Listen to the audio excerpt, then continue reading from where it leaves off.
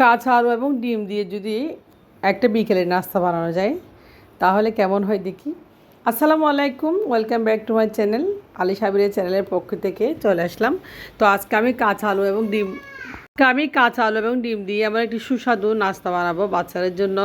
Tiffin হিসাবে হইতে পারে, এমনি বাচ্চারা বিকেলের স্ন্যাক্স হিসেবে খেতে পারে। তো কাঁচা আলু দিয়ে ডিম দিয়ে এত কুরকুরে একটা নাস্তা হয় আসলে বলার বাইরে। আপনারা যখনই পারবেন তখনই দেখে বুঝতে পারবেন খুবই সুস্বাদু এবং ক্রিস্পি এই নাস্তাটা। তো ছোটো হোক বড় হোক সবাই আশা করি পছন্দ করবে। ক্রিস্পি একটা নাস্তা। চলে যাচ্ছি মূল রেসিপিতে। আমি এখানে আমি কাঁচা আলু স্লাইস করে কেটে নিয়েছি এবং কাঁচা আলুর উপরে দিয়ে দিচ্ছি সামান্য পরিমাণে হলুদের গুঁড়া। তো এখানে আমি দিয়ে দিচ্ছি চিলি ফ্লেক্স 1 টেবিল চামচ পরিমাণের মতো। তো লাল মরিচের গুঁড়োটা আমি ব্যবহার করতেছি না। তো চিলি ফ্লেক্স দিয়েছি আর দিয়েছি পরিমাণ মতো লবণ। তো দিয়েছি এখানে আমি পরিমাণ মতো চালের গুঁড়া। আলুগুলো কিন্তু যেন পানি না থাকে সেদিকে অবশ্যই লক্ষ্য রাখবেন, পানিটা ঝরিয়ে নেবেন তারপর মাখাবেন।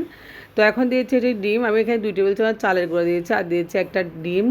ডিমটা যেন লো টেম্পারেচারে থাকে সেদিকে অবশ্যই খেয়াল রাখবেন। তো এখন সব কিছু একসাথে মেখে নেবো হাত দিয়ে আমি। তো কাঁচা ডিম দিয়ে এরকম আসলে নাস্তা এত যে ক্রিস্পি হয়, এত যে টেস্টি হয় আমি আগে জানতাম না। তো আমি অনেকবার বানিয়ে খেয়েছি, আপনাদের কাছে দেখাচ্ছি। তো রেডি হয়ে গেছে। আমি আর একটু সামান্য পরিমাণ চিলি ফ্লেক্স দিয়ে মেখে নিচ্ছি একটু ঝাল ঝাল হওয়ার জন্য। এই পর্যায়ে দেখেন কাঁচা আলু দিয়ে ডিম দিয়ে মাখানো হয়ে গেছে। আমি রেস্টে রাখবো না, চলে যাচ্ছি চুলায় সামান্য পরিমাণ এখানে 1.5 কাপ তেল নিয়েছি। তেলগুলো অবশ্যই গরম করে নিয়েছি।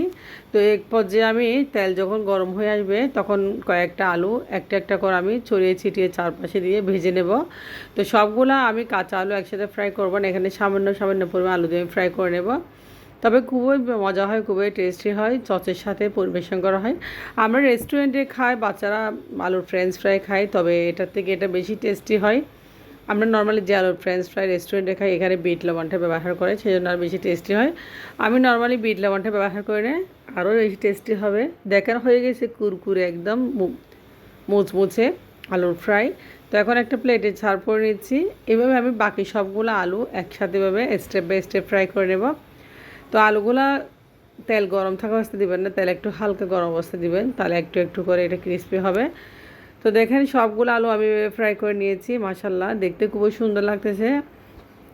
তো ঠান্ডা হওয়ার পর বেশি ক্রিস্পি হয় আলুগুলো আসলে, যেহেতু ডিম দেওয়া হয়েছে আর চালের গুঁড়ার কারণে এটা আরও বেশি মজা হয়েছে। অবশ্যই চালের গুঁড়োটা ব্যবহার করার চেষ্টা করবেন, আর চালের গুঁড়ো ব্যবহার না করে আপনারা কর্নফ্লাওয়ার দিবেন, তবে চালের গুঁড়ো দিলে বেশিটা টেস্টি হয়। তো এখন দেখেন আমি সস দিয়ে পরিবেশন করব খুব সুন্দর করে। এখন খুবই কুরকুরে হয়েছে, আপনারা যখন বানাবেন তখনই বুঝতে পারবেন। দেখেন সস দিয়েছি আর সস দিয়ে একটা খাবো। তো এরকম রেসিপি দেখার জন্য অবশ্যই আমার চ্যানেলটা সাবস্ক্রাইব করে পাশে থাকবেন আর একটা লাইক করতে অবশ্যই ভুলবেন না। তো হয়ে গেছে নাস্তা বানানো, ক্রিস্পি আলু ফ্রাই ডিম দিয়ে। তো আপনারা অবশ্যই ট্রাই করে দেখবেন বাসায়। আজকের ভিডিও এটুকু পর্যন্ত। আল্লাহ হাফেজ, আসসালামু আলাইকুম।